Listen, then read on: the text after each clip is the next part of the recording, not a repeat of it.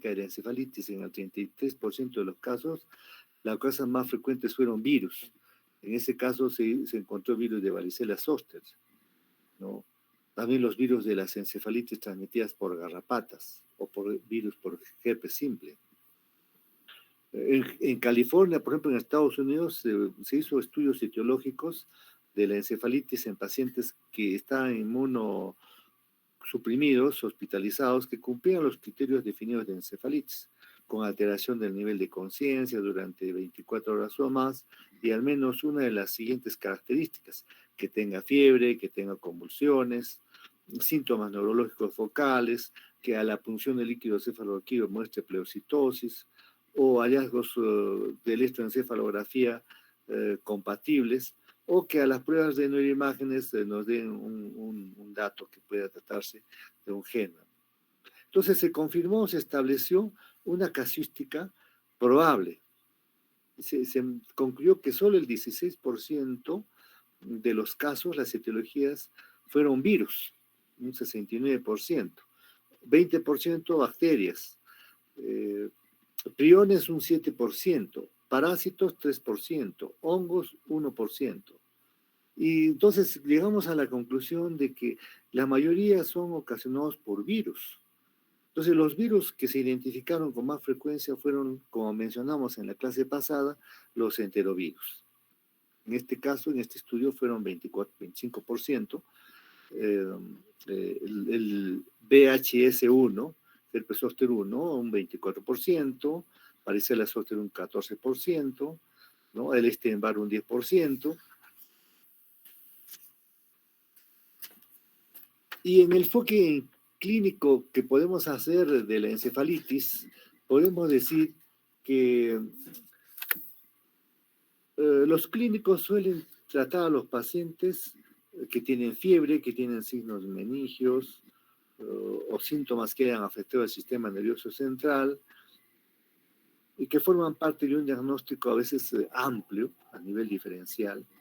Y esta presentación clínica que a veces se hace es inespecífica, porque hay una posible de enfermedades que deben presentarse en diferentes casos, por ejemplo, en las encefalitis virales, en las meningitis vírico-bacterianas, en las infecciones que tienen supuración y son focales, por ejemplo, como vamos a ver, el absceso cerebral, en empiema subdural, o las infecciones supurativas focales, o también una tromboflebitis de los senos venosos, la encefalomielitis aguda diseminada o una encefalopatía. Nosotros cuando evaluamos a un paciente con un diagnóstico posible de encefalitis, debemos distinguir, primero, si se trata de un proceso infeccioso. Segundo, si se trata de una encefalopatía. Y tercero, si son procesos autoinmunes, como la encefalitis autoinmunes. Se hizo diferentes publicaciones en diferentes partes del mundo referente al tratamiento de la encefalitis de presunta etiología viral, ya que es la más frecuente. El término de encefalopatía hace pues referencia a una disfunción cerebral difusa sin inflamación asociada. Aunque hay múltiples causas de encefalopatía, las más frecuentes son las toxinas. Por ejemplo, el alcohol, ¿no? Un paciente alcohólico nos puede llevar a esto. Drogas, a veces drogas legales, o también drogas ilegales. Alteraciones metabólicas, por ejemplo, una hipoxia, una hipoglicemia o hiperglicemia también. Trastornos electrolíticos, insuficiencia renal o insuficiencia hepática. Entonces, los factores que suelen diferenciarse entre la encefalitis y la encefalopatía que tenemos que tener en cuenta es la presencia de fiebre, cefalea, leucocitosis periférica y pleocitosis en líquido cefalorraquídeo, ¿no? A eso nos va a decir una encefalitis, ¿no? Y que apoyan pues a ese diagnóstico. Cada vez se han identificado más casos de encefalitis autoinmunes mediadas por anticuerpos como causas importantes de encefalitis, y debemos considerarlo en el diagnóstico diferencial de pacientes que a veces debutan con encefalitis, además de las etiologías paraneoplásicas autoinmunes tradicionales de encefalitis. que cada vez identifican más anticuerpos contra dianas antigénicas neuronales del sistema nervioso. Al cabo de pocos días o hasta 2 semanas después, los pacientes pueden desarrollar insomnio, alucinaciones, manía, paranoia. Es frecuente la pérdida de la memoria a corto plazo, pero puede pasar desapercibida debido a la desintegración rápida del lenguaje. Los estados más avanzados de la enfermedad en pacientes desarrollan una capacidad de respuesta o una habilidad autonómicas, pueden tener movimientos involuntarios, con distonías, discinesias, algunos tienen rigidez, o otros tienen posturas compatibles con epistótonos. Si hablamos de la encefalitis autoinmune, se diagnostica mediante la demostración que nosotros vamos a encontrar en el líquido cefalorraquídeo de anticuerpos antineuronales, o también podemos encontrarla en el suero.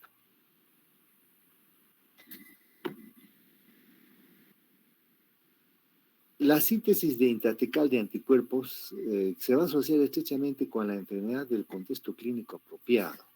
Los pacientes van a iniciar con un síndrome de encefalitis subcortical más difuso, caracterizado por alteración del nivel de conciencia, manifestaciones psicológicas, las discinesias, las crisis epilépticas, una inestabilidad autonómica o mutismo, son características de encefalitis antirreceptor de NMDA. Aproximadamente el 75% de pacientes con encefalitis para el receptor NMDA presenta secuelas leves o una recuperación completa. La inmunoterapia de primera línea consiste en corticoides intravenosos, a veces utilizamos inmunoglobulinas, en otro caso, si se tiene posibilidad, podemos hacer uso de la plasmaféresis, lo que vamos a necesitar unas 16 unidades de sangre, ¿no? Y todo un equipo que puede hacer este tipo de terapia.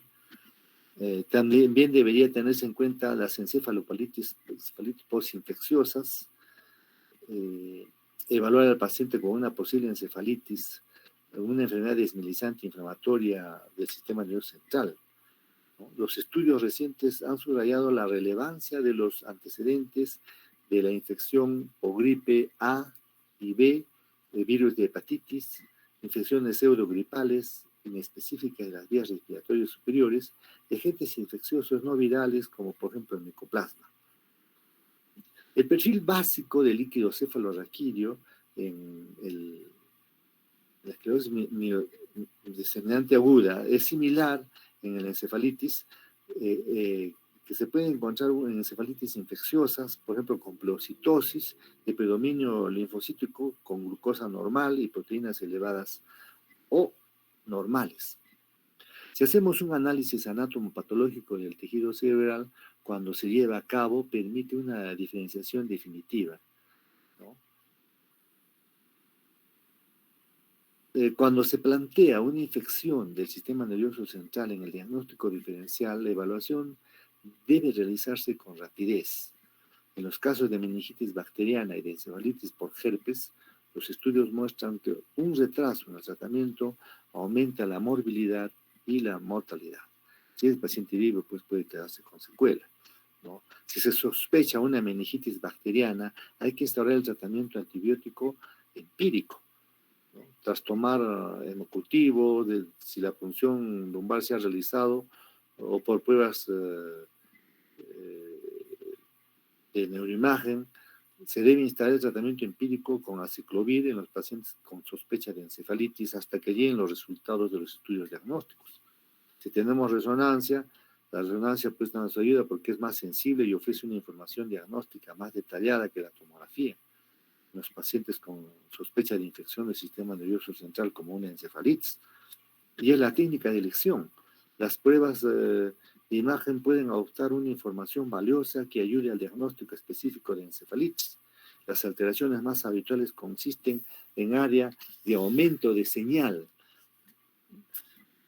en el T2, Tesla 2, ¿no? T2, o en la secuencia de Flare que se puede hacer en la resonancia. El análisis de líquido cefalorraquídeo es una parte del estudio básico de todos los pacientes con sospecha de encefalitis o de meningitis. El perfil del líquido cefalorraquídeo más frecuente en los pacientes con una encefalitis viral es la pleocitosis linfocítica con concentración normal de glucosa y elevación de la concentración de proteínas. Los análisis virales iniciales en el líquido cefalorraquídeo deben constar de estudios de reacción de cadena polimerasa. Pues muchos hospitales nivel 4, nivel 5, a nuestro país, ya cuentan con, por ejemplo, el Instituto del Niño, de la Niña Brasil. Si ustedes van por allá van a encontrar, también en San Borja, un personal que se encarga de hacer PCR, reacción de cadena polimerasa, con una serie de identificación de virus que se tienen ahí cuando se está sospechando de un paciente con encefalitis, para tener diagnósticos y hacer un estudio epidemiológico. Dentro de las manifestaciones clínicas, la presentación clínica de los pacientes con una encefalitis viral pueden ser heterogénea y es preciso un alto índice de sospecha en cualquier paciente que presente signos de infección y de disfunción del sistema nervioso central. El síndrome que presente signos de infección, ¿no? El síndrome de encefalitis viral aguda se caracteriza, como mencionado, por fiebre, cefalea y alteración del nivel de conciencia. Esa es una triada que hay que tener en cuenta. Siente que tiene esa triada, tenemos que demostrar que es una encefalitis. Estos síntomas se pueden combinar con los déficits neurológicos focales correspondientes a las áreas del sistema nervioso central infectadas y lesionadas. Los signos neurológicos focales más frecuentes asociadas a una encefalitis, en las cuales podemos encontrar, por ejemplo, hemiparesias. A veces el paciente puede ir con afasia, lo hacemos caminar y tiene ataxia, parálisis de nervios craneales, mioclonías, convulsiones. Otros hallazgos neurológicos destacados son la pérdida del control de la temperatura y vasomotor por disfunción del sistema nervioso autónomo, o bien diabetes insípida o síndrome de secreción inadecuada de hormona antidiurética debido a la disfunción hipotalámica. Puede haber signos de parkinsonismo, por ejemplo, bradicinesia, rigidez, temblor, de reposo. Puede sugerir una infección por fabrevirus, encefalitis de San Luis, el virus de la encefalitis japonesa, y los signos frontotemporales tales como afasia, alteración de la memoria y cambio de la personalidad pueden ser sugerentes de una encefalitis límbica debido a una infección por VHS. O también una etiología neoplásica o una encefalitis autoinmunitaria no neoplásica.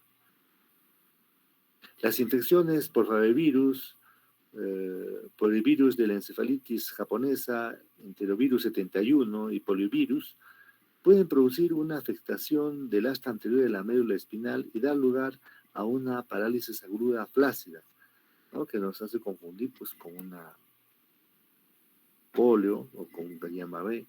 La frecuencia de las parálisis de nervios craneales varía en gran medida en los pacientes con encefalitis. Las parálisis de nervios craneales son frecuentes en varias infecciones no virales que pueden simular encefalitis viral, por ejemplo, la enfermedad de Lyme, ¿no? La sífilis, tuberculosis, infecciones fúngicas, y en la mayoría de los casos producen una parálisis facial periférica, un compromiso del séptimo par, una disfunción vestibular o coclear, una parálisis de movimientos extraoculares con compromiso del tercero, cuarto y sexto par.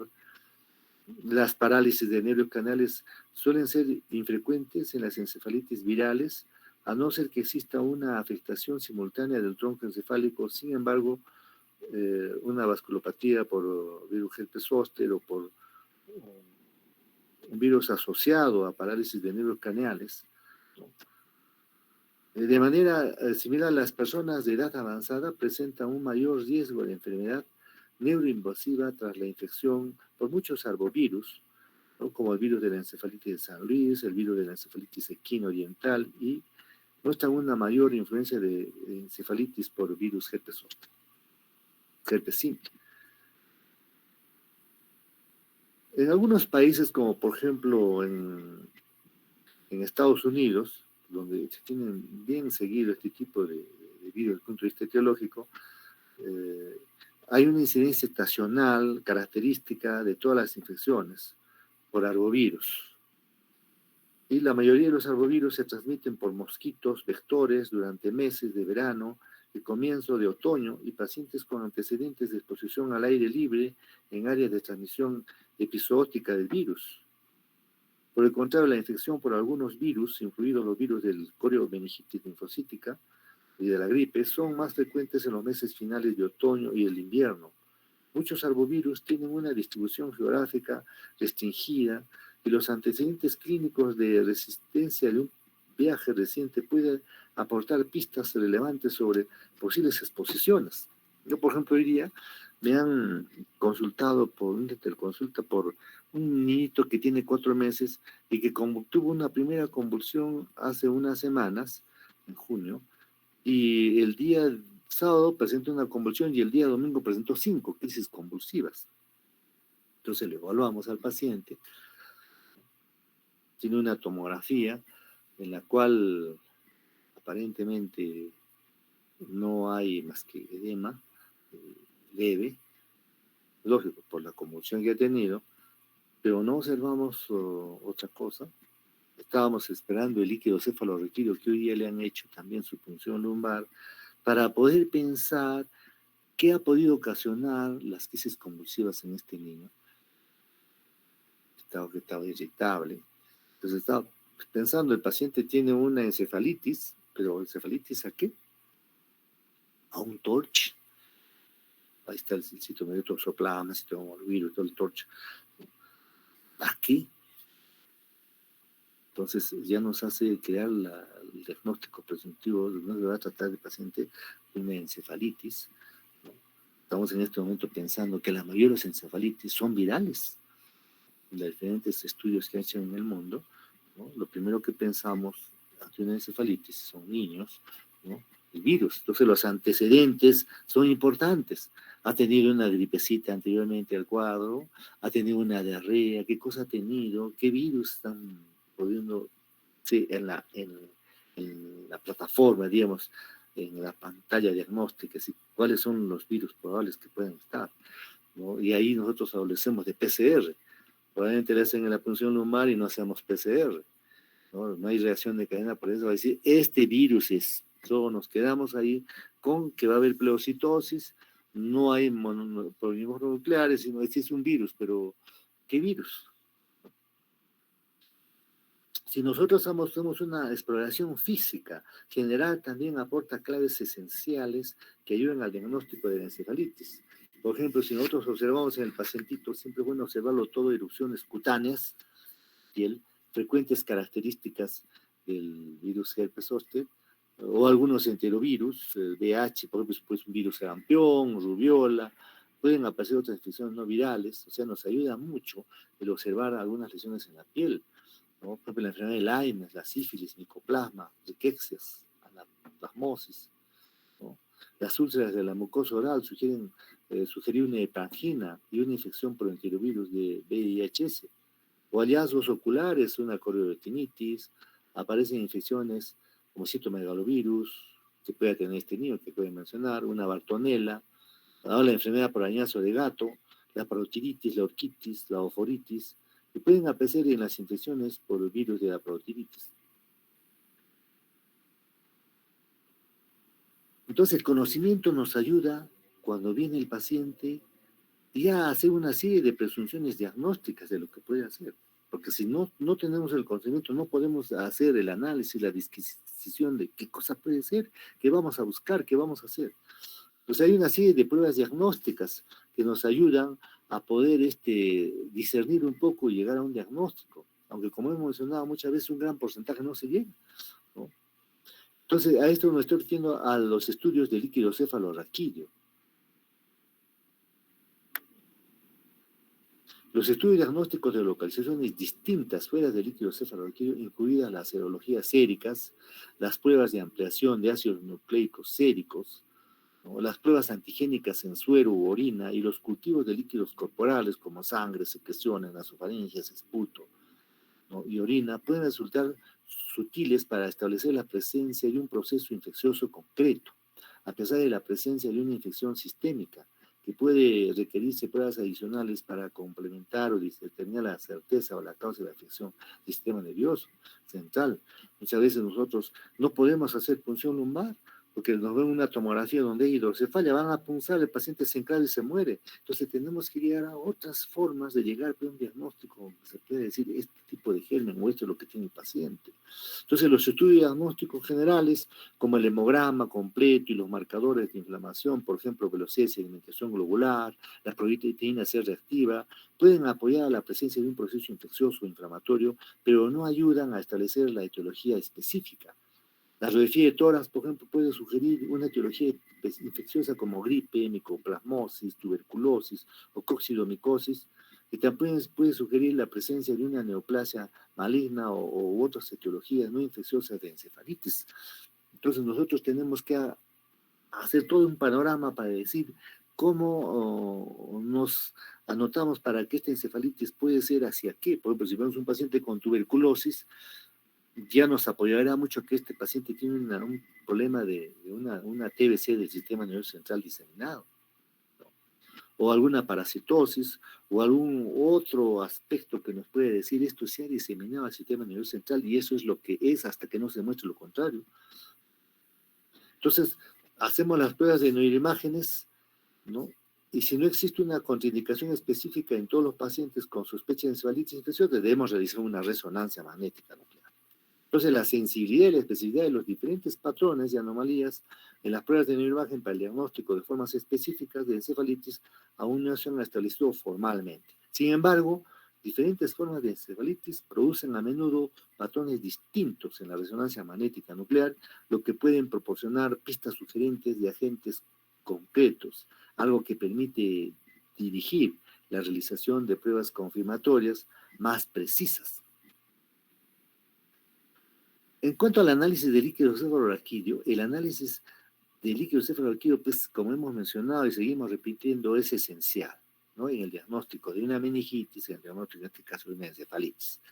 Y debe realizarse en todos los pacientes, a no ser que esté absolutamente contraindicado, como hemos mencionado. Si hay una contraindicación por un paciente que tiene absceso, un hidrocefalia, está contraindicado, entonces no podemos realizar, porque el paciente puede fallecer al intentar hacer, ¿y para qué vamos a hacer? Está contraindicado, ¿no? Entonces, el perfil de líquido cefalorraquídeo más típico en los pacientes con una encefalitis viral es una pleocitosis, con predominio de linfocitos, glucosa normal y elevación de proteínas. Esa actividad es clásica y uno tiene que tenerla presente siempre, ¿no? En los casos de infección por flavovirus, sobre todo del virus de un Nilo, ¿cómo se llama? Pueden predominar los neutrófilos y los adiógenos también se han descrito en la encefalitis de quino oriental. En los estudios que más avanzados, como son el PCR, o sea, me refiero a la reacción de cadena polimerasa, no de la proteína C reactiva, porque muchas veces uno se confunde, ¿no? Entonces, para algunos virus neuroinvasivos, este PCR de líquido cefalorraquídeo es una sensibilidad específica elevada, incluso es mejor que la biopsia, lo que la convierte en un estudio diagnóstico de elección para identificar la etiología viral específica. Entonces, hoy en día, en los diferentes institutos, hospitales de alto nivel, cuentan con este tipo de ayuda diagnóstica, ¿no? El famoso PCR, para diferentes tipos de bacterias, de virus, sobre todo, para poder identificar y llegar a un diagnóstico definitivo. Ahora, también la electroencefalografía en pacientes con encefalitis viral muestran anomalías, pero sus resultados solo proporcionan una pista sobre el diagnóstico etiológico específico en pocas ocasiones. La alteración más habitual es la presencia de un enlentecimiento generalizado de las ondas alfa-beta. Y el tratamiento, el estado clínico de los pacientes con encefalitis pueden deteriorarse rápidamente. Hay que realizar una monitorización estrecha en la unidad de cuidados intensivos o en un entorno similar, ¿no? Un paciente que tiene cuidados intermedios o salas especiales para tenerlos ahí. ¿no? Los pacientes con encefalitis pueden desarrollar una elevación de la presión intracerebral. Los pacientes con signos compatibles con un aumento de la presión intracerebral, tales como una disminución del nivel de conciencia, papiledema y edema cerebral, a menudo requieren de una monitorización continua de la presión intracerebral. Los ensayos clínicos que han estudiado el papel de los corticoides en los pacientes con encefalitis no son concluyentes, por lo que se precisan estudios adicionales. Sin embargo, en los casos de encefalitis con elevación de la presión intracerebral, pueden utilizarse los corticoides para tratar el edema cerebral. Otras medidas adicionales para reducir de forma aguda el PIC son la hiperventilación, la administración de manitol, como van a ver cuando empiecen a rotar en el hospital, ¿no? Y los pacientes con ciertos tipos de encefalitis son propensos a un mayor riesgo de convulsiones. Y dichas crisis pueden contribuir a causar elevaciones transitorias de la presión intracerebral. Entonces, la utilidad de los tratamientos antiepilépticos profilácticos en los pacientes con encefalitis es incierta. Que muchas veces nosotros utilizamos antiepilépticos así por dar, es decir, para que no convulsione. Pero eso está en duda, porque puede producir daño también al utilizar estos productos. Entonces, los pacientes con crisis suelen tratarse en forma urgente con lorazepam y diazepam, seguidos de un tratamiento de mantenimiento con fosfofenitoína, y acá utilizamos fenitoína, el electroencefalograma, porque la observación clínica en pacientes omnibulados pueden no detectar las crisis de forma fiable. Entonces, los pacientes con encefalitis pueden sufrir una disfunción autónoma, lo que sugiere que la presión baje, hay una hipotensión, o pueden también presentar arritmias cardíacas. Entonces deben ser sometidos a una estrecha monitorización de la presión arterial y del electrocardiograma para que su situación clínica sea estable. Y finalmente, las etiologías virales. Si nosotros queremos llevar a una etiología viral, podemos mencionar, por ejemplo, que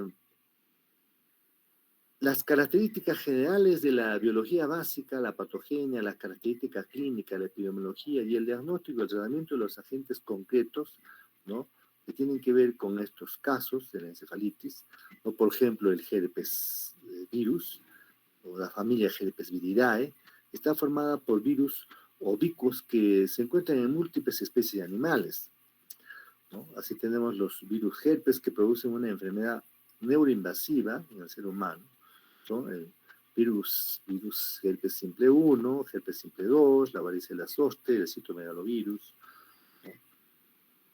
Así tenemos, por ejemplo, que el virus herpes simple tipo 1 y tipo 2, el mecanismo exacto por el cual los virus 1 y 2 invaden el sistema nervioso central no lo conocemos hasta ahora, ¿no? Y la primera infección del virus herpes simple 1 suele producir una gingivoestomatitis que sigue del transporte axoplásmico del virus hacia el ganglio sensitivo trigeminal, donde se puede detectar su latencia en casi todas las personas seropositivas. Entonces, la reactivación del ganglio trigeminal del virus herpes simple 1 suele dar lugar a un transporte axonal retrógrado y al desarrollo del herpes labial, pero pocas veces tal reactivación puede ocasionar una diseminación a través de los nervios tentoriales hacia la fosa craneal anterior y media.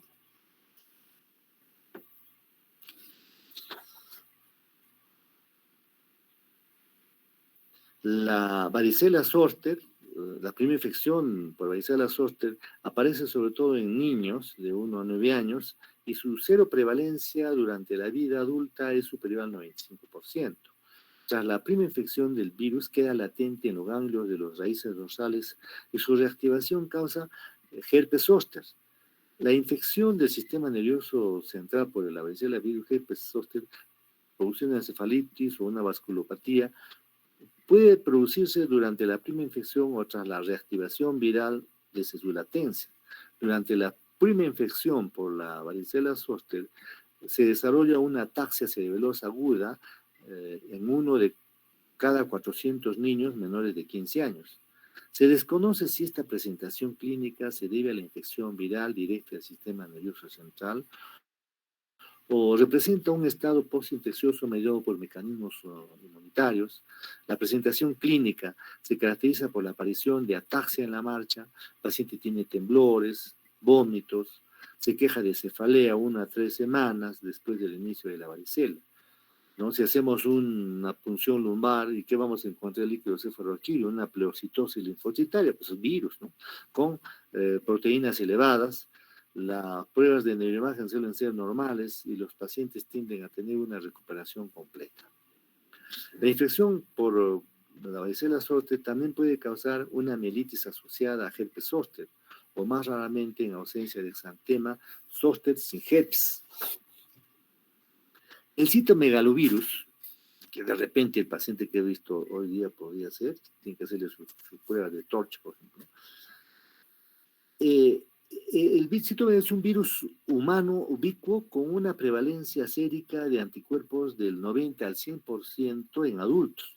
Se transmite a través de varias vías, incluidos los líquidos corporales como la saliva y las secreciones genitales, transfusiones sanguíneas y trasplantes de órganos.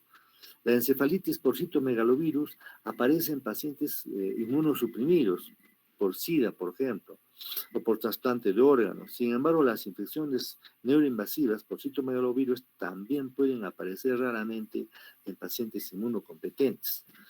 El virus Epstein-Barr, la primera infección de este virus puede ser asintomática o puede ocasionar un síndrome mononucleósico, que se caracteriza por adenopatías cervicales, faringitis exudativa y esplenomegalia. La afectación significativa del sistema nervioso central se produce al menos el 1% de los casos de mononucleosis infecciosa, digamos por enfermedad de Besto también, ¿no? La cual puede manifestarse como numerosos síndromes del sistema nervioso central, una meningitis, una encefalitis, una mielitis transversa, un síndrome de Guillain-Barré. Los pacientes con encefalitis por virus Epstein-Barr presentan alteraciones del nivel de conciencia, convulsiones y déficits neurológicos focales.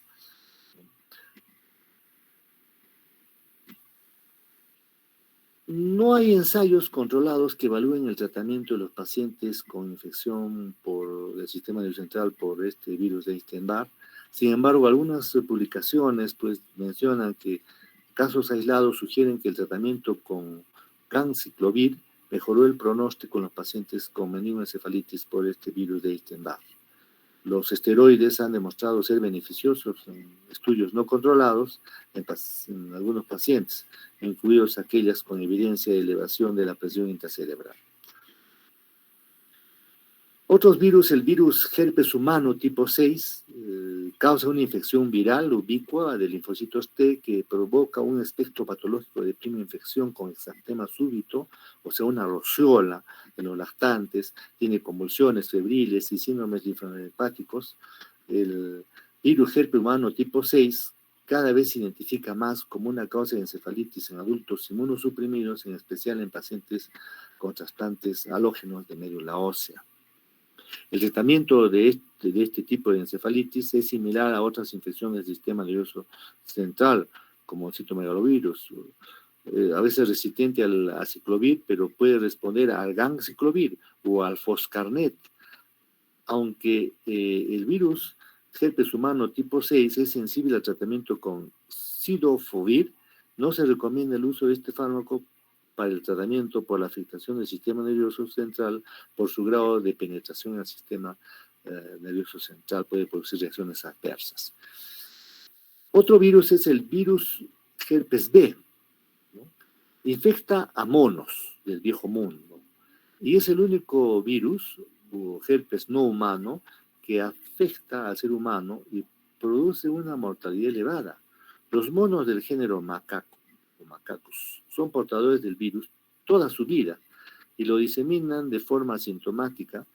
El ser humano desarrolla la enfermedad tras una mordedura de mono, arañazo o contacto de las mucosas con líquidos corporales infectados.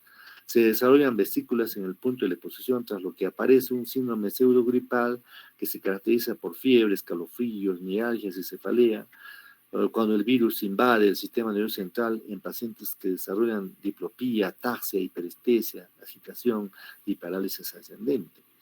Probablemente alguno de ustedes va a estar trabajando en la OPS, en la OMS, epidemiólogo, salubrista, y se mete a ese círculo y los mandan pues a África, o los mandan a lugares selváticos, ahí donde tienen que estar a veces con este tipo de animales, ¿no?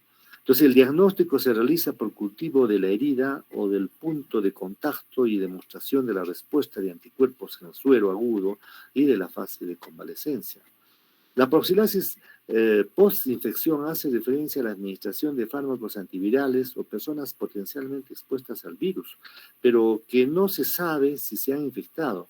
El régimen recomendado de profilaxis post-infección o exposición en personas asintomáticas es valaciclovir oral, ¿no? 1 gramo oral 3 veces al día durante 14 días. Hay también infecciones virales transmitidas por vectores, ¿no? Las infecciones virales transmitidas por vectores han adquirido cada vez más relevancia como causas de encefalitis en varios países, en Europa, en Estados Unidos, debido a la aparición, ¿no? Vectores más frecuentes a la hora de transmitir el virus encefálicos son especialmente los mosquitos y las garrapatas. Estos artrópodos y virus que transmiten constituyen un grupo común de virus denominados artrópodos-borne virus, o sea, virus transmitidos por artrópodos o arbovirus. Los virus incluidos en este grupo pertenecen a 4 familias: el Togaviridae, Flaviviridae, Bungiaviridae y Reoviridae. Si hablamos un poco de la patogenia, la mayoría de los arbovirus mantienen un ciclo exótico animal que no incluye la infección del ser humano. Tras la picadura de un mosquito infectado, el virus se replica en las células dendríticas y macrófagos, en el tejido local y los ganglios linfáticos, lo que produce una viremia primaria que disemina el virus y el sistema retículo endotelial y otros sitios.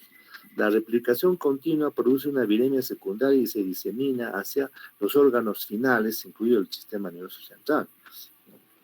Entonces, este virus, por ejemplo, del Nilo Occidental, ¿no? Es actualmente la causa más habitual de la encefalitis viral epidémica allí en Estados Unidos.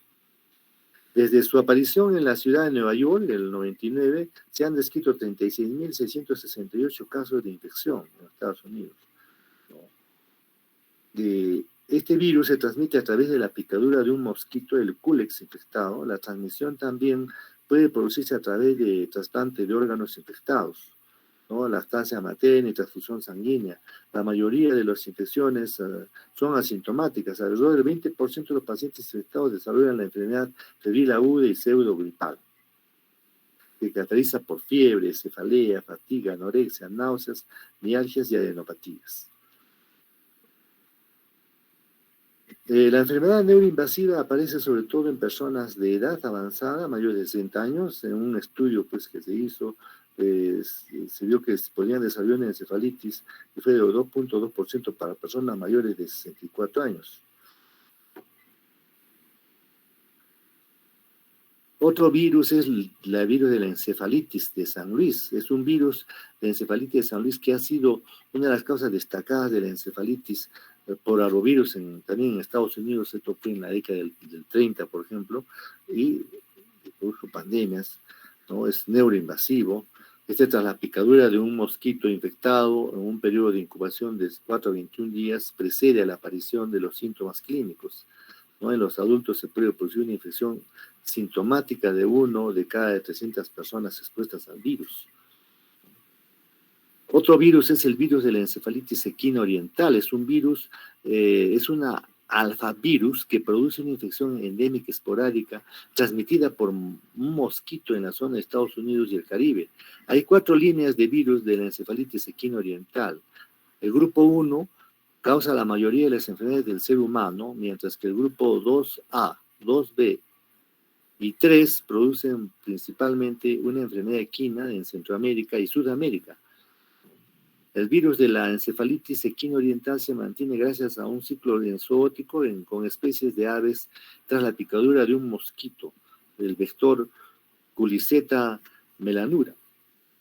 Los pacientes infectados con el virus de encefalitis equina oriental desarrollan síntomas inespecíficos frecuentes en otras causas de encefalitis, fiebre, escalofrío, malestar general, dolores musculares. Los pródromos se siguen en una recuperación sin enfermedad neurológica o del comienzo en una encefalitis que caracteriza por cefalea intensa, confusión, el paciente tiene náuseas, vómitos, convulsiones, déficits neurológicos focales, hay parálisis de los pares craneales, debilidad focal, puede haber meningismo, que son hallazgos habituales. Ahora, si tomamos una tomografía, presenta hallazgos sugestivos como todos los casos de edema cerebral, el 40% de los casos.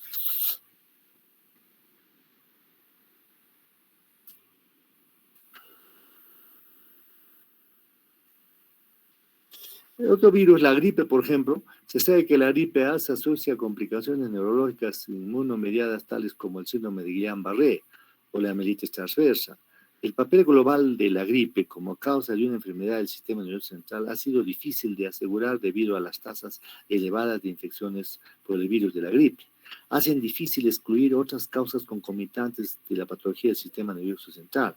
Con menos frecuencia se han asociado gripe a encefalitis en niños y en adultos jóvenes. Durante la pandemia de la gripe A H1N1 en el 2009, la gripe se asoció a encefalitis y a complicaciones neurológicas. En un estudio de 506 niños hospitalizados con gripe H1N1, el 1.4% de los pacientes presentó una encefalitis y 5 de los pacientes con encefalitis tenían patología médica previa. Cuando se incluyen las crisis epilépticas, la incidencia de complicaciones neurológicas asociadas a la gripe H1N1 aumentan hasta un 9.7%. Y se ha producido casos de gripe grave en niños y adultos jóvenes con condiciones neurológicas y del neurodesarrollo en forma de brotes más pequeños. La frecuencia de los pacientes que presentan con síntomas gripales típicos durante los meses de invierno, primavera, los síntomas incluyen fiebre, alteraciones respiratorias como tos, coriza, estornudos, respiración laboriosa, náuseas y diarrea. Los pacientes con gripe grave presentan un aumento del trabajo respiratorio y el compromiso neurológico puede caracterizarse por una alteración del estado mental, convulsiones o signos neurológicos focales. El diagnóstico se realiza habitualmente sobre la base de la asociación y una prueba rápida del diagnóstico de la gripe de RIT o estudios de un PCR de transcriptasa inversa positiva sobre las muestras respiratorias. El líquido cefalorraquídeo puede mostrar evidencias de pleocitosis con una glucosa y proteínas normales, pero a menudo los estudios de PCR para gripe son negativos. El tratamiento antiviral de la gripe debería iniciarse independientemente del estado de vacunación y a menudo se inicia junto a otros tratamientos antibióticos empíricos como el aciclovir. Y el virus de la fiebre por garrapatas del Colorado, el virus de la fiebre por garrapatas del Colorado pertenece a la familia Reoviridae. Se transmite por la garrapata de madera del Macentor andersoni, sobre todo en las regiones montañosas del oeste de Estados Unidos, por encima de los 1.200 metros de altitud. Existe un ciclo de infección zoótica entre pequeños mamíferos tales como las ardillas terrestres, marmotas y ardillas listadas o la garrapata D, andersoni. Cuando la garrapata se infecta, la infección persiste por vida, de forma estaría a través de sus principales etapas del desarrollo, larva, ninfa y adulta, y el ser humano se ve expuesto al hábitat de la D. andersoni durante los meses tibiales y es un huésped terminal. Alrededor del 90% de los pacientes refieren antecedentes de picadura de garrapata y el periodo de incubación es de 0 a 14 días. La media es 3 días. Los pacientes desarrollan de forma brusca, tienen fiebre, tienen escalofríos, tienen dolores musculares generalizados, tienen cefalea intensa, hay hipersensibilidad cutánea o intenso malestar general, puede aparecer síntomas gastrointestinales como náuseas, vómitos o diarrea. Alrededor del 15% de los pacientes desarrollan una erupción macular o petequial.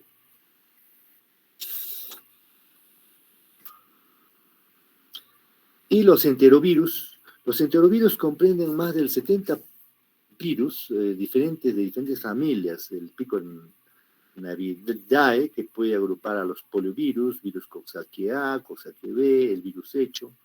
El poliovirus, por ejemplo, en 1968 de la Asamblea de la Organización Mundial de la Salud comenzó la iniciativa para erradicar global de la polio, lo que produjo un descenso desde más de 350.000 casos de infección por este virus en 1998 hasta 223 casos en el 2012.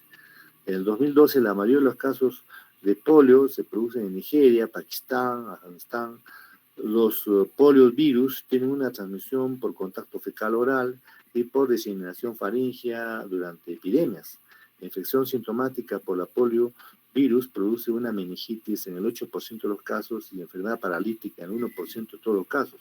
Tras un periodo de incubación de 1 a 2 semanas, los pacientes desarrollan fiebre, cefalea, meningismo, alteración del nivel del estado mental, convulsiones y en lactantes y niños, y pueden aparecer una continuación de una parálisis flácida asimétrica, ¿no? Diferente al Guillain-Barré, que es simétrica, ¿no? Y una parálisis del diafragma y parálisis de los nervios craneales.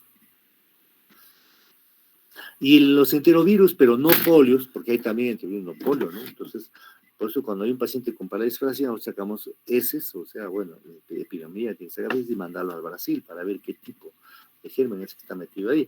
Entonces, los enterovirus no polio producen un amplio espectro de enfermedades del sistema nervioso central, como meningitis aséptica, encefalitis, poliomielitis anterior, ataxia cerebelosa aguda, neuritis óptica y neuritis craneal. ¿No? En los recién nacidos, la encefalitis es una complicación del síndrome muy grave similar a una sepsis que tiene una mortalidad del 10%. Los enterovirus pueden producir encefalitis, sobre todo en pacientes con hiperaminemia y recién nacidos, ¿no? Un análisis de enterovirus fueron responsables del 4.6% de casos de encefalitis. Y el virus de la rabia pertenece a una familia del virus ARN denominado rhabdoviridad, creo que ya hemos hablado, ¿no? Pasada, ¿no? Se transmite más frecuente al ser humano a través de la saliva del animal infectado. Y el virus de sarampión sigue siendo una de las causas más destacadas de morbilidad y mortalidad en todo el mundo. Alrededor del 0.1% de los casos del virus de sarampión puede producir una encefalitis aguda postinfecciosa con una mortalidad del 20%. ¿No? Este virus puede ocasionar una infección crónica de las neuronas, lo que produce hablemos ayer, ¿no? El famoso PESA, una panencefalitis esclerosante subaguda o una encefalitis por cuerpos de inclusión, sarampión. La encefalitis por cuerpos de inclusión de sarampión es una enfermedad infrecuente y siempre mortal que afecta a pacientes jóvenes con una inmunodeficiencia celular. La panencefalitis subaguda es un trastorno lentamente progresivo que se atraviesa por unas crisis comiciales, deterioro cognitivo de la función motora y fallecimiento.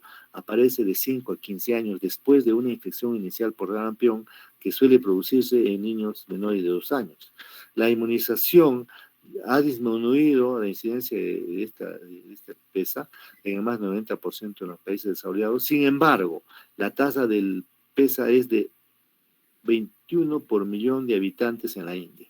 Cuando la panencefalitis esclerosante subaguda aparece pues, en adultos, el promedio de edad es de 25 años y la mayoría de los pacientes tienen antecedentes de vacunación no documentada o nula contra sarampión.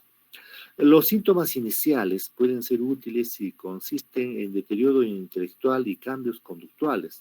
Estos síntomas progresan a sacudidas neoclónicas, ataxia, distonía y crisis convulsivas parciales o generalizadas. Hay síntomas oculares y visuales en el 10 al 50% de los pacientes y preceden en varios años a la enfermedad neurológica.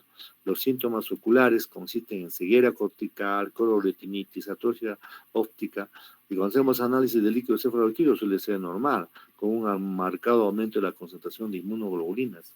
Los hallazgos de la neuroimagen suelen ser limitados, pero la resonancia magnética nuclear puede mostrar una hiperintensidad de señal en las imágenes cuando tomamos en T2, en la sustancia blanca, sobre todo a nivel subcortical occipital respecto a una sustancia gris. Entonces, el PESA, la panencefalitis esclerosante subaguda, tiene una evolución rápidamente progresiva en adultos. Un pequeño ensayo clínico único no controlado sugiere que el tratamiento con inosina, Pranovex oral, o la isopenosina, e interferón alfa, puede ser eficaz en el PESA de comienzo en la edad adulta. Pero en general no se dispone en la actualidad de un tratamiento adecuado para esto.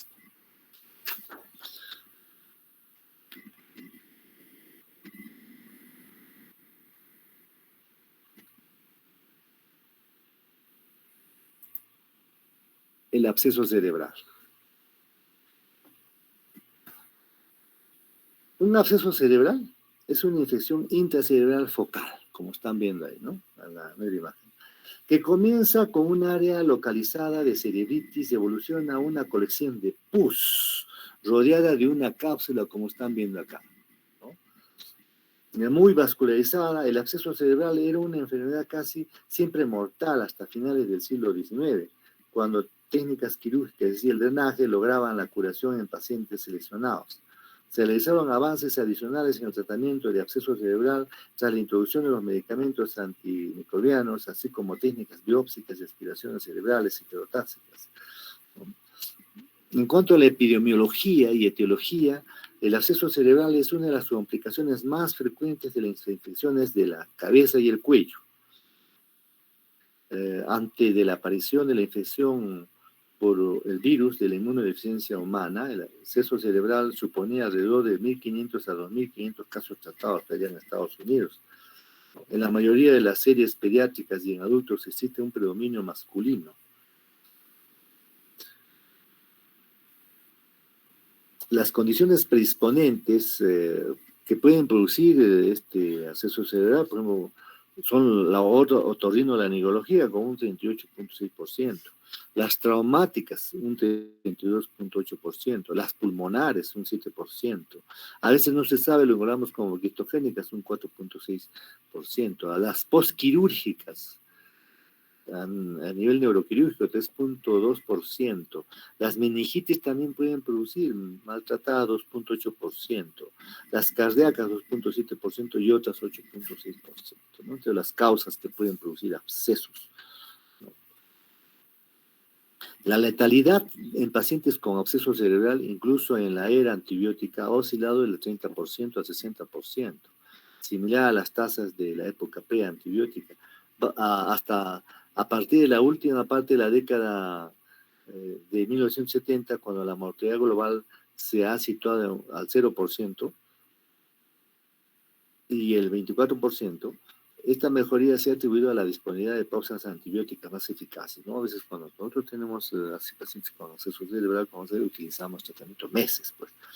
Y hay criterios para también el neurocirujano entre a debilitar eso, ¿no? Entonces, la incidencia de secuela neurológica en los pacientes que sobreviven a absceso cerebral ha oscilado entre el 20 y el 70%. En un estudio sobre factores que influyen en el pronóstico, en 39 casos de absceso cerebral bacteriano, dicho pronóstico dependía sobre todo de la rapidez y de la progresión de la enfermedad antes de la hospitalización y el nivel de conciencia del paciente al ingreso. Hablemos entonces de los abscesos cerebrales bacterianos. ¿Qué genes están metidos ahí? Por ejemplo, los estreptococos, aerobios, anaerobios y micoaerófilos, son las bacterias que se cultivan con mayor frecuencia, 70% de los casos. En los pacientes con abscesos cerebrales bacterianos y suelen aislarse en infecciones mixtas, 30-60% de los casos. Estas bacterias son en especial del grupo de Streptococcus anginosus, Streptococcus anginosus, Streptococcus trillanos y Streptococcus intermedios.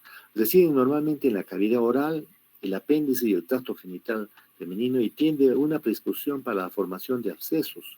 Aunque los abscesos cerebrales estreptocócicos se ven con mayor frecuencia en pacientes con infecciones orofaringias o con endocarditis infecciosa, también se aíslan tras procedimientos neuroquirúrgicos o médicos de otro tipo. Los estreptococos del grupo A son una causa rara de absceso cerebral bacteriano. Los estafilococos suponen un 10 al 20% de las cepas aisladas, habitualmente en pacientes con traumatismo craneoencefálico, ¿no? O que tengan una endocarditis infecciosa.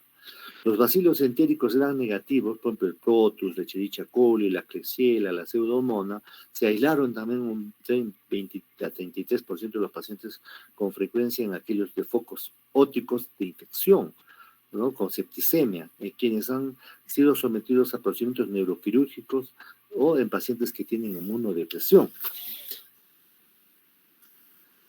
Se puede aislar otros patógenos bacterianos a partir de abscesos cerebrales en pacientes seleccionados o de aquellos que se encuentran inmunodeprimidos, como por ejemplo el Haemophilus influenzae, el Streptococcus pneumoniae, las Listeria monocitógenas, son agentes comunes que se pueden encontrar en la meningitis bacteriana.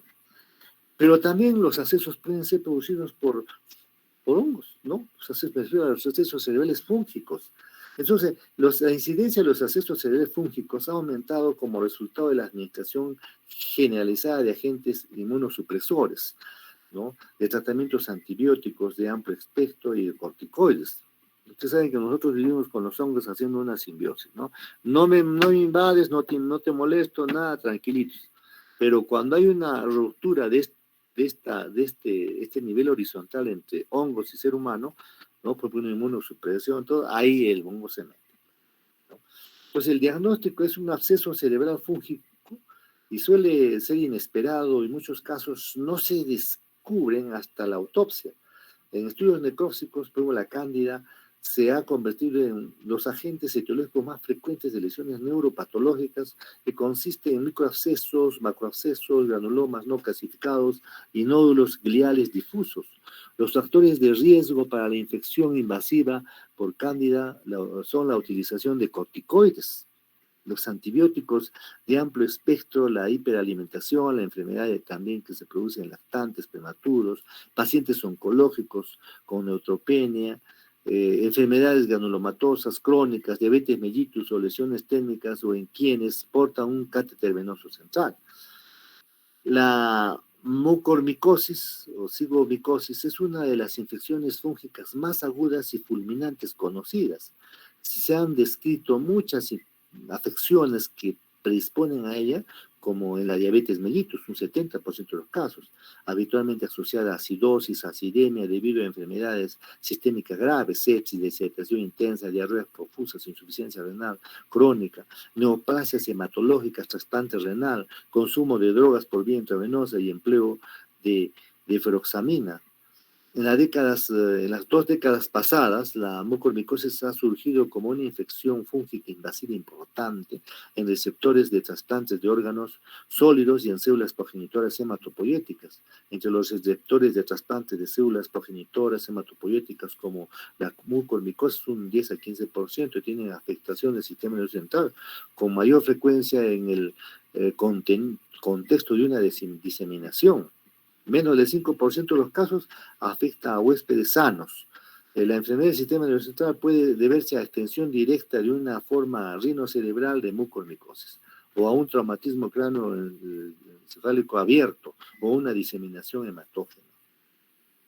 El absceso cerebral, entonces, es una manifestación habitual en el sistema nervioso central, aunque también se han descrito meningitis y ventriculitis. Hay una asociación entre casi ahogamiento en agua contaminada y enfermedades posteriores debido a la presencia del patógeno en el agua y el estiércol contaminados. Muchos de los agentes etiológicos de la meningitis fúngica también pueden causar abscesos cerebrales. El Equinococcus neoformans, el Lactococcidoides, el Histoplasma capsulatum, la Vancomyces dermatitis. Los otros son hongos que vamos a encontrar en las heces de palomas, por ejemplo, ¿no? A veces muchas personas viven cerca a los palomares y son inmunosuprimidos, es un riesgo que pueden terminar teniendo un absceso por hongos. También hay accesos cerebrales por protozoos y helmintos, y se han descrito por varios protozoos y helmintos que producen abscesos cerebrales, entre los que se incluyen el Trypanosoma cruzi, la Ectremoebis tolítica, el Schistosoma, Paragominius, además de amebas de vía libre, como la Naegleria fowleri, que hablamos de ayer, la Cantomeba, la Balamuntia. No son preferentemente neurotrópicos. La neurocisticercosis causada por la Palateña solium. El Toxoplasma gondii es la causa protozoaria más frecuente de absceso cerebral. La incidencia de la infección humana causada por Toxoplasma gondii depende de los hábitos alimentarios, sobre todo de la cantidad consumida de carne y si se ingiere en su punto cruda o muy hecha. El número de gatos vagabundos que viven en estrecha proximidad con personas, de las condiciones climáticas, temperaturas moderadas, humedad elevada, favorece la supervivencia de oquistes en el suelo, y del nivel global de las situaciones sanitarias e higiene. La infección por sistema nervioso central por Toxoplasma gondii aparece en varios síndromes, pero asociarse al desarrollo de masas intracerebrales o de encefalitis, huéspedes inmunosuprimidos, ¿no? En el pasado, la mayoría de los casos de Toxoplasma gondii del sistema nervioso central se debía a reactivación de la enfermedad en pacientes con neoplasias malignas, retículos endoteliales, bien debidas a propias neoplasias asociadas al tratamiento inmunosupresor o citotóxico, o en pacientes que estaban recibiendo tratamiento inmunosupresor o un trasplante de órgano. Entonces, el número de casos de Toxoplasma gondii, de toxoplasmosis en el sistema nervioso central ha aumentado espectacularmente desde 1981, ¿no? En concreto, en pacientes con infección por VIH. Y en cuanto a la patogenia y fisiopatología, diríamos que los microorganismos pueden alcanzar el cerebro por varios mecanismos.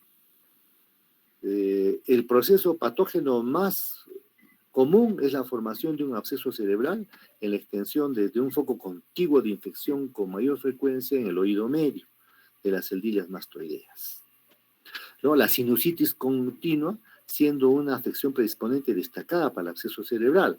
El lóbulo frontal es la localización más frecuente de los abscesos, aunque cuando el absceso cerebral es una complicación de sinusitis esfenoidal, se suele afectar el lóbulo temporal o la silla turca, las infecciones dentales o una causa menos habitual de los abscesos cerebrales a las infecciones de los molares. Entonces, las fuentes más habituales de la infección inicial de los adultos son las enfermedades pulmonares, piógenas, crónicas, quísticas. También se pueden producir abscesos cerebrales, hematógenos, a partir de heridas e infecciones cutáneas, por ejemplo, una osteomielitis, ¿no? Unas infecciones intraabdominales. La telangiectasia hemorrágica hereditaria, por ejemplo, el signo de Osler-Weber-Rendu, es un factor predisponente para un absceso cerebral. También han aparecido abscesos cerebrales tras la dilatación del esófago y tratamiento de esclerosis de varices esofágica. Los traumatismos son un tercer mecanismo patogénico en el desarrollo del absceso cerebral. El absceso se produce de una forma secundaria a una fractura craneal abierta, con laceración de la dura madre o con resultado de una intervención neuroquirúrgica, de una lesión o por cuerpo extraño. Se han descrito 4 casos de absceso cerebral después de una craneotomía en pacientes con gliomas malignos. Entonces usted ya con este conocimiento puede decir, paciente tiene una fisura, una fractura, cuando están haciendo sus pininos en los centros de salud, dicen, no, aquí se va a formar un absceso, tenemos antibiótico y después lo derivamos si es imposible. Los factores traumáticos que predisponen a la formación de estos abscesos en la población civil, una incidencia de 2.5 a 10.9% tras un traumatismo, son fracturas craneales deprimidas, compuestas, mordedura de perro, picotazos de gallo, mordedura de caballos, y sobre todo en niños, lesiones producidas por dardos, puntas de lápices. Se han descrito abscesos cerebrales nosocomiales tras la colocación de un halo craneal, tras la inserción de electrodos para localizar los focos comiciales y tras la colocación de hardware de estimulación cerebral profunda y monitores de la presión intracerebral.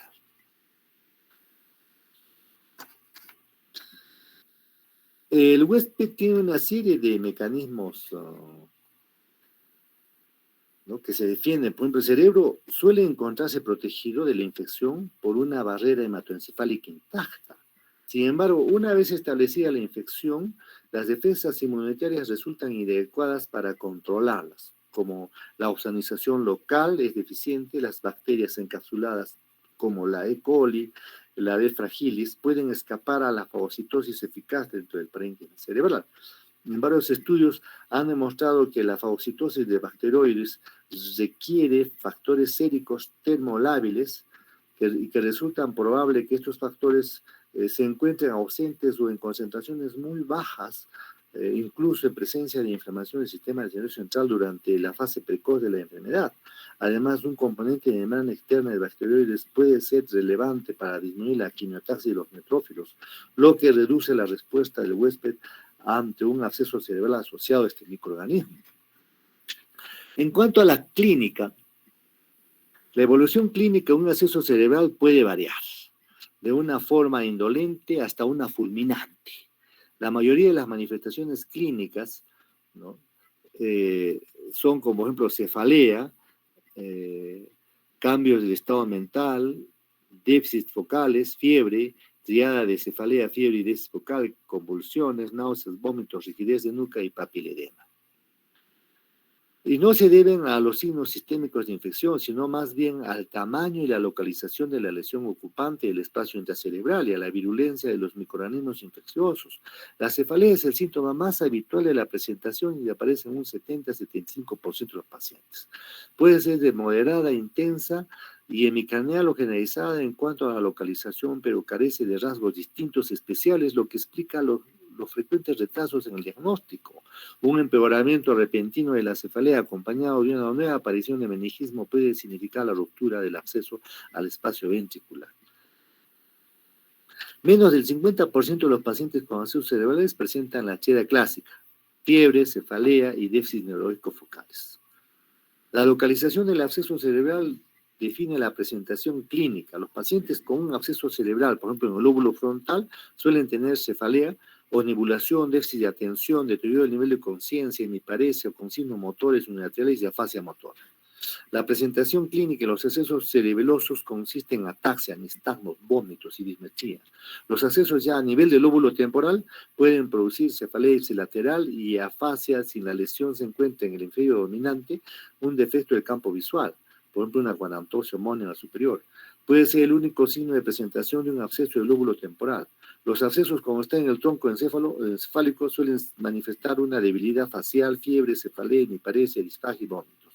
Los hallazgos clásicos de un síndrome bien definido en el tronco encefálico pueden estar ausentes en los accesos del tronco encefálico debido a que resulta más probable que el absceso se extienda en sentido longitudinal a lo largo de los tractos fibrosos en lugar de tener una expansión en sentido transversal.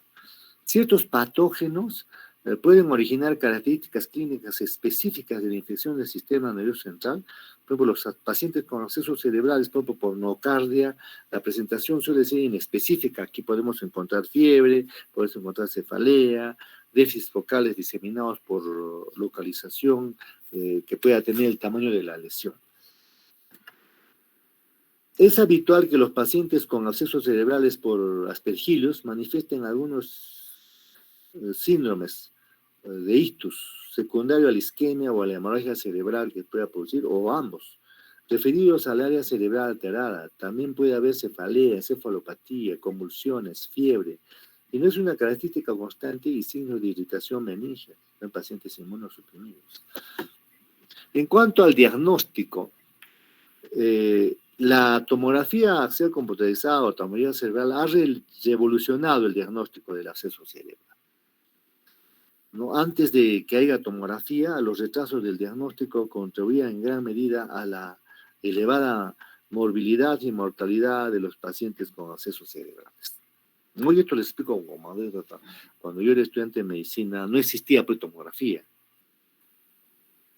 Imagínense, hacer una neumoencefalografía, todo lo que el paciente sufría. Me acuerdo que mi profesor que vino, lo decían Pasmarote, hizo neurología en Inglaterra, y vino pues con su sombrero de copa, con su bastón, hacía Pasmarote, ¿no? Neurólogo pues, formado en Inglaterra, cómo hacía sus neumoencefalografías, cómo hacía, pero era todo cruento, o sea, sin tomografía no se podía, era como para decir, yo no voy a seguir esta especialidad, porque es terrible hacer este tipo de estudios, diagnósticos, pobres pacientes.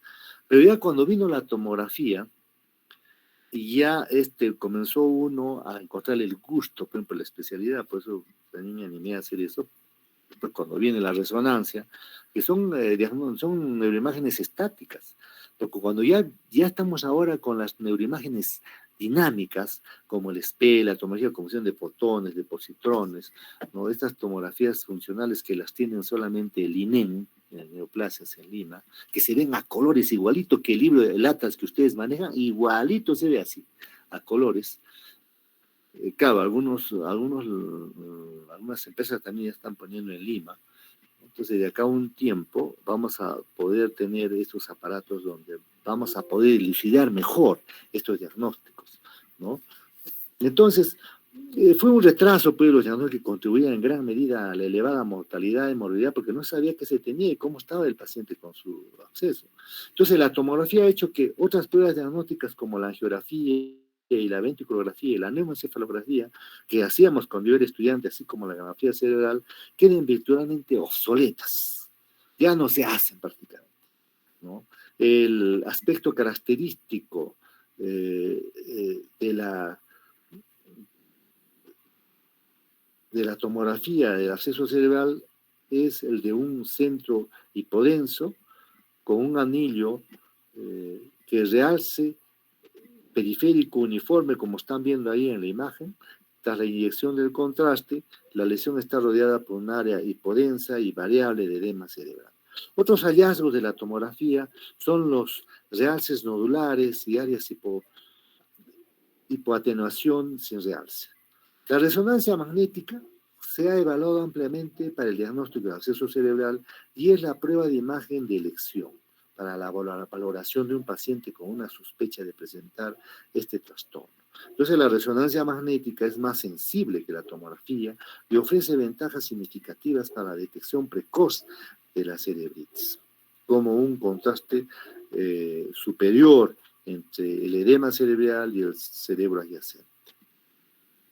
Una mejor evidencia de la extensión de la inflamación y de los ventrículos y el espacio subaracnoideo y una detección más precoz de las lesiones satélites. En las imágenes potencializadas en T1, la cápsula de absceso aparece a menudo como un halo discreto que es hipodenso y levemente hiperintenso. El realce con el agente paramagnético, encontramos el contraste como el gadolínio, ¿no? Aporta la ventaja adicional de diferenciar claramente el absceso cerebral y el halo de realce circundante y el edema cerebral que rodea el absceso, como están viendo ahí. El tratamiento con corticoides puede reducir el realce apreciable tanto en la TAG como en la resonancia.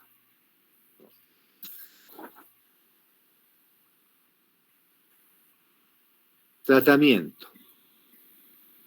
El enfoque inicial de un paciente con sospecha de un absceso cerebral es multidisciplinario y él debe participar en acá un neuroradiólogo, un neurocirujano y un especialista en enfermedades infecciosas. Los siguientes pasos son el tratamiento recomendado en pacientes con sospecha de un absceso cerebral. Debería realizarse un estudio mediante resonancia magnética o una tomografía con contraste para verificar la sospecha de un absceso cerebral. Si se encuentra una o múltiples lesiones con realce anular, se debe realizar una intervención quirúrgica de urgencia. Todas las lesiones mayores de 2.5 centímetros de diámetro deben ser extirpadas o aspiradas con guía estereotáxica y las muestras han de enviarse a los laboratorios de microbiología y anatomía patológica para los abscesos en la etapa de cerebritis precoz o los que midan 2.5 centímetros de diámetro o menos, hay que aspirar la lesión mayor para lograr un diagnóstico y la identificación de microRNA. Una vez obtenido material del absceso para los estudios microbiológicos e histopatológicos, hay que instaurar un tratamiento antimicrobiano empírico, según las afectaciones predisponentes de los pacientes y la patogenia de la supuesta formación del absceso. Entonces hay una serie de esquemas que se puede utilizar, ¿no? Tratamiento para gram positivos, gram negativos y para enorios, ¿no? Cefalosporina, vancomicinas, metronidazol, ¿no? Y debería iniciarse tratamiento con corticoides en pacientes con edema significativo.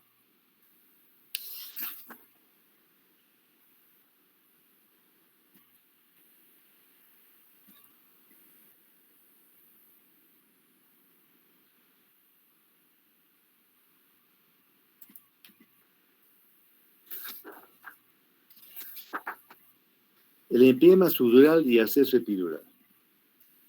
El término empiema subdural se refiere a una colección de pus en el espacio situado entre la dura madre y la aracnoides.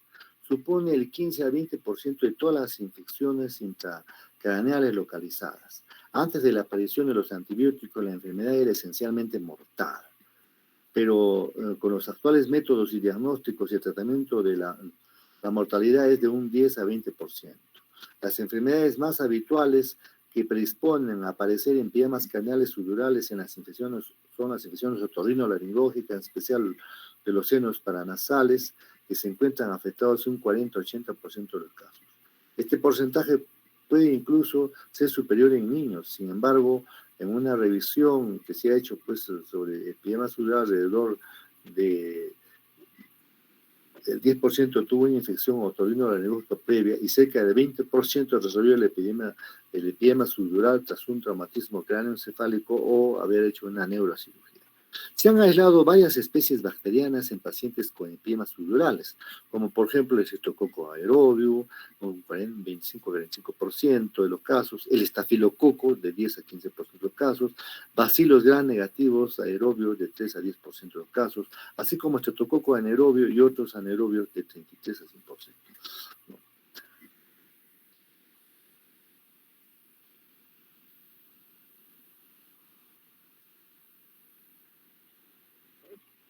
La presentación clínica de un empiema subdural craneal puede progresar rápidamente con síntomas y signos secundarios a la presencia de hipertensión intracraneal, irritación meningia o inflamación cortical focal. En la mayoría de los casos hay fiebre superior a 39 grados centígrados y cefalea. Sin embargo, la triada de fiebre, cefalea y alteración del nivel de conciencia puede observarse con menos frecuencia en niños que en adultos. Los signos neurológicos focales aparecen entre las 24 a 48 horas y progresan con rapidez, con la afectación final de todo un hemisferio cerebral. Los signos focales más habituales consisten en hemiparesia y hemiplegia, y también se han descrito parálisis oculares, disfagia, hemanopsia homónima, miriasis y signos cerebelosos.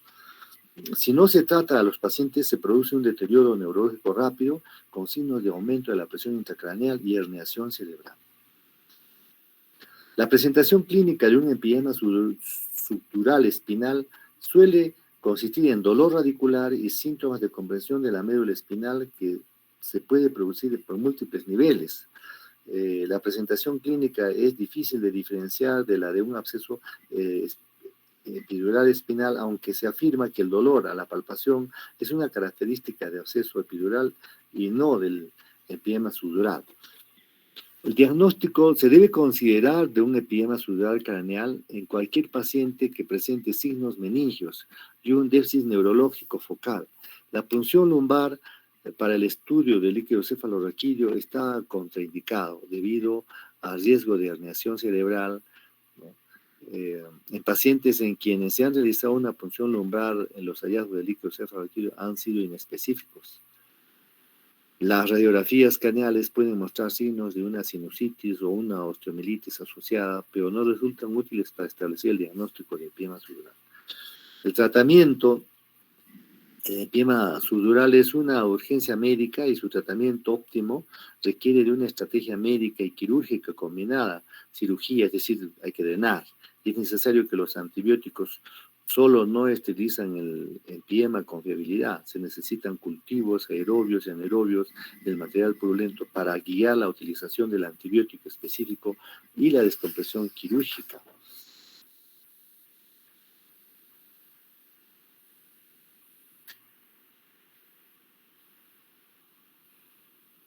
El absceso epidural.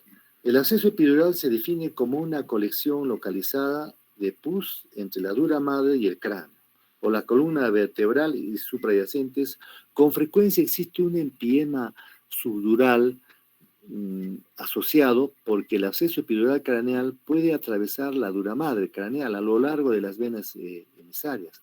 Por lo tanto, la etiología bacteriana y la patogenia del absceso epidural craneal suele ser idénticas a las descritas anteriormente para el empiema subdural craneal, de modo que el foco inicial suele situarse en los senos paranasales de oído medio de las celdidas mastoideas del 60-90% de los casos y se asocia a sinusitis y otitis, las complicaciones más frecuentes en niños, adolescentes y adultos jóvenes.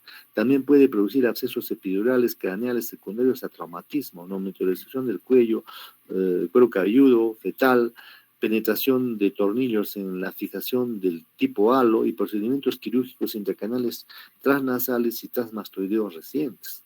Muchos abscesos cerebrales tienen un origen polimicrobiano e incluyen cocos anaerobios gram positivos, estafilococos, estreptococos y bacilos anaerobios gram negativos. Los microorganismos anaerobios se identifican en el cultivo de muchos abscesos epidurales intracraneales asociados a sinusitis. Las características clínicas, la presentación clínica de pacientes con abscesos epidurales craneales pueden ser insidiosas y verse eclipsada por el foco de infección primario, por ejemplo, una sinusitis, una otitis media. La fiebre y la cefalea son las quejas habituales de los pacientes.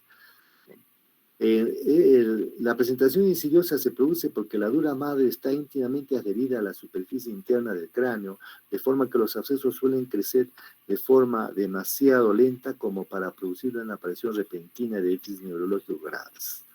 Al final se pueden desarrollar signos neurológicos focales, crisis epilépticas, focales organizadas. Alrededor del 45% de los pacientes también presentan celulitis prioritarias y edema frontal.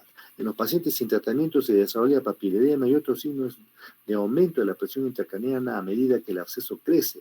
Un absceso epidural craneal próximo al hueso petroso puede originar un síndrome de Granerigo, que se caracteriza por la afectación de los nervios craneales 5 y 6 con dolor facial unilateral y debilidad del músculo rectolateral.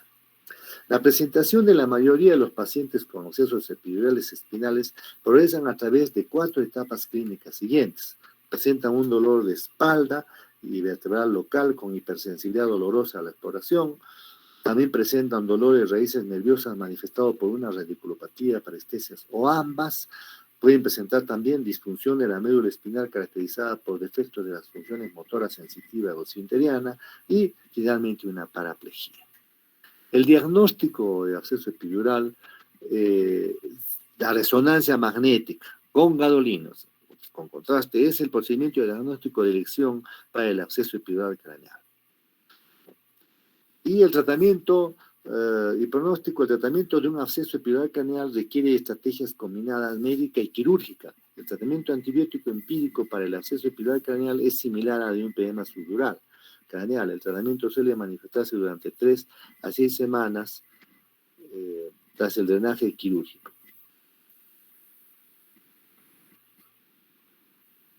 Y finalmente la tromboflebitis intracraneal supurativa. En la tromboflebitis intracraneal supurativa existe tanto trombosis venosa como supuración y puede iniciarse dentro de la vena o senos venosos o puede aparecer tras infecciones de los senos paranasales, el oído medio, las mastoides, la cara o la orofaringe. Se puede afectar otros vasos por propagación o extensión discontinua. También se puede producir trombofilis supurativa asociada a un absceso epidural, epiema subdural o una meningitis bacteriana. En ocasiones hay extensión metastásica desde un punto distante de la infección. Las afecciones que aumentan la viscosidad o la coagulabilidad sanguínea, deshidratación, policitemia, embarazo, utilización de anticonceptivos orales, anemia peroncítica, neoplasias malignas, traumatismos, como también la enfermedad de Bessel, anticuerpos antifosfolipídicos, un lupus eritematoso y deficiencia de proteína C, se han asociado a un aumento de la probabilidad de la trombosis. Entonces, el desarrollo de la trombosis séptica de los senos venosos intracraneales depende de la estrecha proximidad de varias estructuras con los senos venosos durales. La enfermedad predisponente habitual para la trombosis séptica del seno cavernoso es la sinusitis. Las infecciones de cara y boca son menos frecuentes como origen primario de infección en la era de antibiótica. La otitis media y la mastoiditis son infecciones que se asocian a trombosis del seno venoso.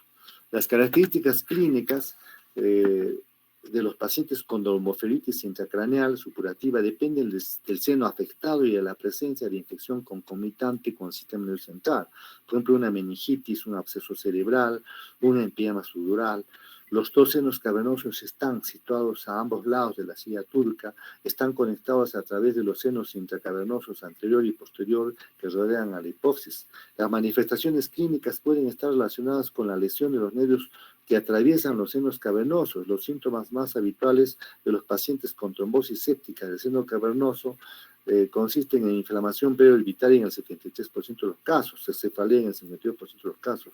La cefalea es más habitual si la afección antecede a una sinusitis más que una infección facial. Otros síntomas son omnibulación, diplopía, lagrimeo, fotofiebre y tosis. Los signos consisten en fiebre, que se presenta en no más de 90% de los casos proptosis, quemosis, edema previtario y debilidad de los músculos extraoculares, secundaria a la afectación del tercero, cuarto y sexto par craneal. El diagnóstico de la tromboflebitis exige pruebas de laboratorio que suelen ser inespecíficas. Por ejemplo, la punción lumbar muestra una discreta pleocitosis mononuclear neutrofílico mixta, una elevación de proteínas del líquido cefalorraquídeo. Los hemocultivos pueden ser positivos, en especial en pacientes con una evolución rápidamente progresiva.